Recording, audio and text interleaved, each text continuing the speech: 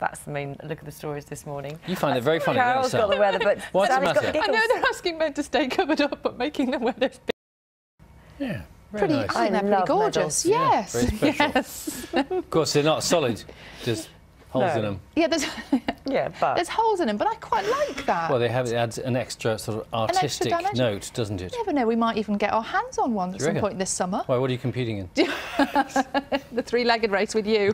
So you won't get a medal that way, I tell you. All right, Sally, thanks very much. A record number of UK beaches have been given ATM. Thank you very much. Thank you. Coming up to 7:15, this is Breakfast. These are the main stories this morning. Look forward to it. Thanks very much.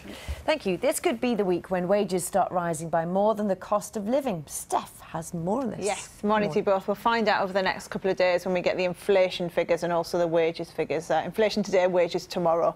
Yes, good morning. For the last 6 years, prices have been going up faster than wages, which basically means that for most people it's felt like they've had a pay cut because they've been paying out more for their bills and for shopping. Now, if you look at the figures, average wages are currently up 1.4% compared to a year ago, whereas inflation is at 1.7%. But that gap is narrowing, so it soon looks like wages will rise faster than the cost of living.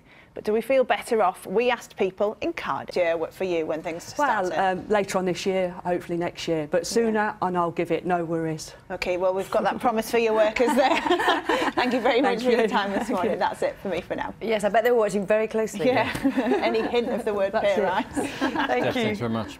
7:09. It's one of the most complete T-Rex skeletons ever discovered, and at 66 million years old, moving it bone by bone thousands of miles across America is not an easy task. No, so after months of preparation, which included especially made boxes and climate-controlled lorry, the dinosaur is now on its way across the US to Washington, D.C., where it is going to be put back together again.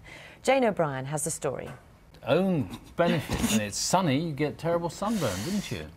Lots of people are talking about this morning. Just really quickly, Nick, it's good manners to dress properly in a public place. Any decent bloke knows that. Shame they need a sign, really. Yeah, lots of others without that for you. And clearly, as Sally's pointing out from those pictures, if you don't go covered up, they will cover you up with a mascot's uniform. And a big furry blue suit. Yeah. Which is a little bit extreme. Morning to you both. Morning. We're talking about Arsene Wenger and Arsenal and the race, not the most exciting job in the world, but Ian Ritchie, who he was talking about, of course, ran Wimbledon for many years and was a huge success there. He oversaw the roof being put on centre court, the prize money going up, left it in really, really good shape. So also doing a good job there too. Yeah. Important people.